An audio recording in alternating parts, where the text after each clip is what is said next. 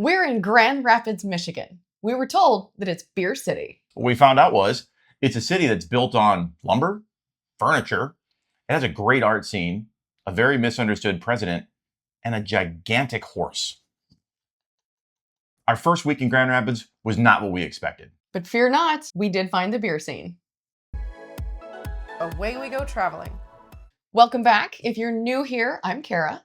This is Gary. We are early retirees who are now full-time traveling with our elderly dog, a 5-pound Chihuahua. And we are on our second big stop of our full-time travel in Grand Rapids, Michigan. And we're going to talk about our first impressions of what we think of this city so far. We've been here not quite a week, but we've kind of gotten settled in. We're obviously in a new location. We have a table. It's nice. A table? I have so many activities. I know. We didn't have a desk before. So now we have a desk and a new background. New place.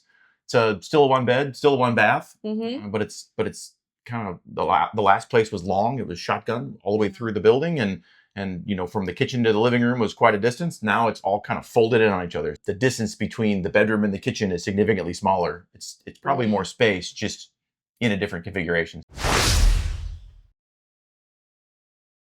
This city's been really fun for our first week. We've been really surprised. Considering we'd never been here, never been to the city, neither of us had ever even been to the state of Michigan before. So this was kind of a shot in the dark of let's try it. And it's been really, really fun this first week. It's been fun. We are staying in a neighborhood called Heritage Hills. It's big. I mean, it's several miles in diameter, but it's a whole bunch of old Victorian houses that were built mid-1840s up through, I think, the early 1920s. But they're all these just gigantic houses, and some of them are single family. Some of them have converted to apartments. Some of them, like the one we're staying in, there's an owner downstairs, and then we have the whole upstairs apartment. It's kind of unique based on each house, but really cool neighborhood. It's been extremely walkable.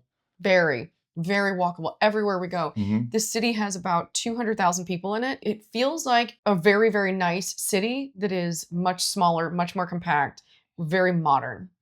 Yeah, I mean, I think in the way we're, comparing it to where we just were in St. Louis, where St. Louis is a pretty big city, but it kind of feels like a small city. This isn't even a much smaller city that feels even smaller. Right. We've walked downtown over the weekend, and we were sort of confused by how few people were there. We're like, maybe it's just a weekend thing. Right. But we went down during the week as well, and it's pretty light traffic. Yeah. And there's people around, and there's obviously business happening, but there's not a lot of traffic. There's people out walking on the sidewalks. There's people on bikes. Yeah. It's been very cool. It's really neat. What we've been told by a couple of neighbors, because, we like making friends, there are a lot of universities and colleges around here. So probably the fact that we're here in the summertime has a lot to do with the lack of people in this historic neighborhood where we are. But downtown was interesting. I was surprised to see how beautiful it is and how artistic. But yeah, hardly any people that we can really see. Yep, it's been really nice. And the people we have met, super friendly. Oh my gosh, yes. We weren't really sure. Kara asked me, she's like, how are Michigan people? I don't know. I've never really met any of them, but literally everybody we pass on the street says hi. They wave. Some people have stopped. There's a whole bunch of people that, obviously the Victorian houses, they all have, these big wraparound porches. And we've seen a ton of people, throughout the day or in the evening sitting out on their porches, just, talking or whatever and having a drink. And they always wave and say hi. So it's really, really friendly. This is so friendly. Really friendly area. Absolutely. And that's great. I mean, not that we didn't expect it, but we didn't know what to expect. And it's been a nice, pleasant surprise. Absolutely. And again, the neighborhood we're in, because of the university thing, the neighborhood feels pretty young. I would say we are definitely an older set probably for this neighborhood. I mean, there's people that are older than us here, clearly, but right. This is a very young neighborhood. It is a very young neighborhood. So while we've been here, Kara mentioned we've been walking quite a bit. We're about 1.5 miles, maybe a mile, depending on which part of downtown you go to, basically one street straight downtown. And it's been really nice. We've been walking in different directions each day, kind of east, south, northwest, trying to figure out what is in our neighborhood. But we spent a lot of time downtown, and they've got a really cool, it used to be a car bridge, like a bridge crossing the river, but now it's called the Blue Bridge, and it's painted blue, as you see. And we're able to walk across this blue bridge. It crosses and puts you right next to the public museum. It puts you then from there really close to the Gerald R. Ford Presidential Museum, which is, one of the things I was really excited to see here. I'm really big into presidential history, so we spent some time yesterday. We spent several hours there, actually, Yeah. for being, Ford being a very misunderstood president. We're not going to get into that here. But if you're interested at all in presidential history, Ford's an interesting guy. Very honorable man. Wasn't president very long. 3 years. Yeah, I think he said 2.5, 3 years.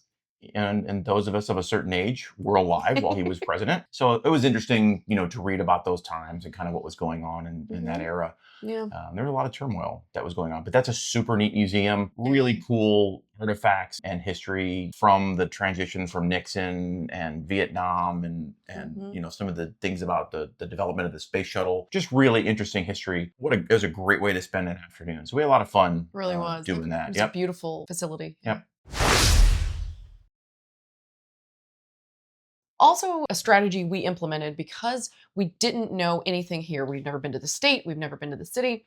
So I put out on my personal social media that if anybody had any recommendations to let us know. That has really led us into a lot of really unique places we probably would not have found. So again, taking recommendations from local people. One of the other things we did as well, we got recommendations from several different people. I then took all of that information, compiled it into one Apple Note on my iPhone. So I used Google AI, Gemini, to use the list that I compiled and put the prompts in to have it sort them by category. Is this a museum? Is this a brewery? Is this a restaurant?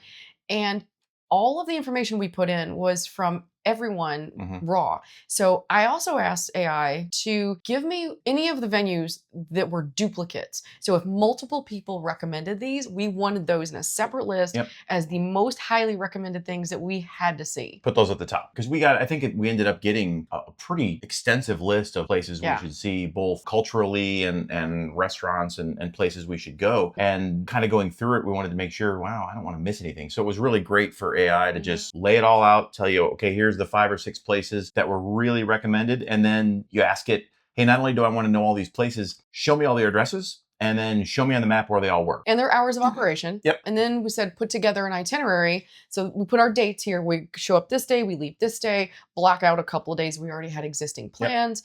And I said, assume we're already doing like this minor league baseball team on this specific day. So give me an itinerary, a schedule of all the things that we need to do, and anything close together, group it together so we can hit multiple things to maximize efficiency. Yep.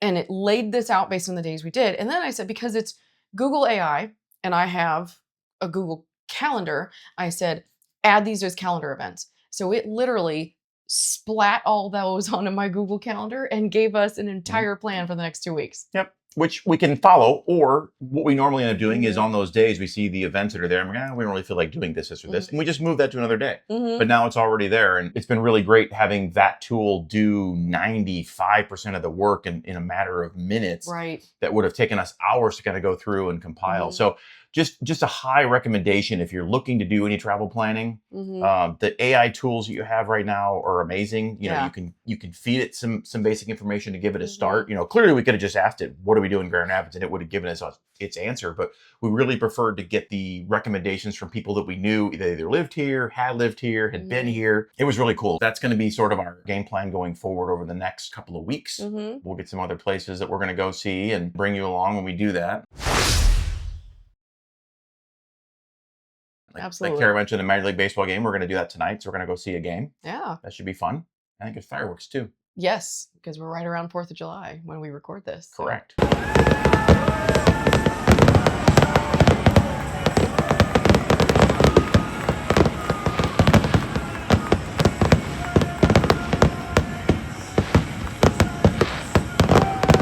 have a really cool Tiki bar as well. Oh.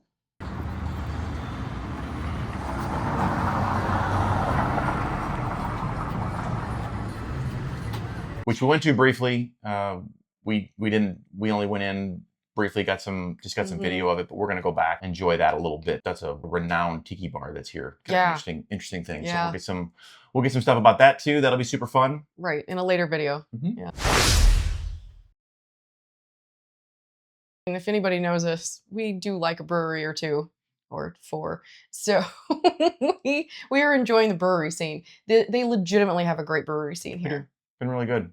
A friend of mine recommended an app called Brewsader because this is known as Beer City, USA. It's the home of Founders, which is a big brand, New Holland, which is a big national brand. We're excited to be doing something new. Yeah. We were in St. Louis a long time. It's great to be out. We got Molly out and about. New smells. Oh, She's yeah. enjoying herself. Molly loves it here. It's nice having new things and we're comparing and contrasting. Oh, I really liked that before, but I really like this now. So You make a good point too, because one of the things we've talked about this in a previous video too. If there's a recommendation we would give you, if you decide you want to do this, retire early or full-time travel, or even just traveling in general, you really have to get comfortable being uncomfortable. And that makes everything a little bit better. You have to expect when you're coming to a new city or new town that maybe your favorite coffee franchise is not going to be in the city. Maybe things are laid out differently and you, like this one, and it's our fault. We didn't read the Airbnb, I guess, as closely. We don't have a dishwasher. So that is one thing that we're having to do dishes on our own, which is fine, but we're okay with that. I've heard the term called Semper Gumby, which means like always flexible. And you just have to look at this as an opportunity to learn something new and have your brain do something else. When you're traveling, take a tip from Molly and just instead of thinking, oh my gosh, this is so different and weird, think, I have the opportunity to smell all the new smells and find all the new places to pee. Wow. That's a whole thing. So we're having a lot of fun being uncomfortable. But we're not uncomfortable. I actually think we've upgraded significantly. This couch that we have now, great. True. Not uncomfortable. Learning new things. We're learning new things. We have the opportunity to learn a new place, learn new things, learn new routines. Where does the stuff go? As Gary said, this couch is wonderful. But it also means, when you're doing your travel planning, take a really good look at the pictures and know what the description says and know what you're getting into. It's okay to have new things. It's okay to have different things. Just know what you're getting into. And be flexible when you get there. Yep. I think it's our basic first impressions, right? I mean, this has been good, but we're just getting started. I think we're on day, I don't know, 5, 6.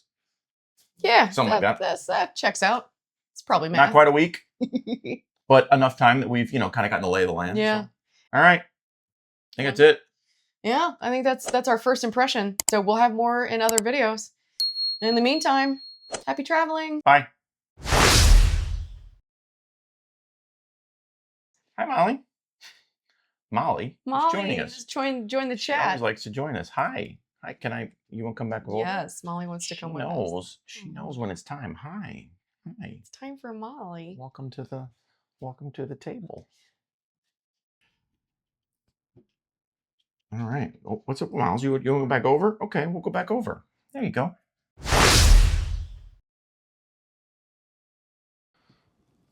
We don't lose our yeah, now it's playing.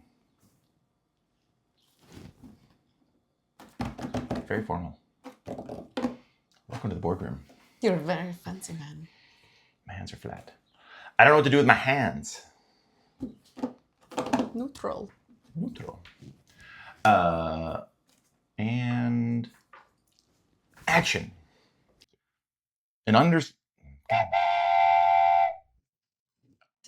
I forgot about that. I was. God. You want me to say? I can do it. Thank you.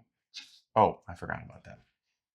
I was thinking I did the whole thing. Do you want to do the whole thing again? It's nice. I can cut it up. It's fine. I don't want to cut it up. I want a clean one. I like clean stuff. Okay. All right. We can try it again if you then you can cut it up. All right. Try one more time. We're in Grand Rapids, Michigan. Oh. Yes, we are. Yeah. Haha. We don't have a dishwasher. We Whoops. do. Oh, do not make these passive aggressive. No, I'm literally cutting that out.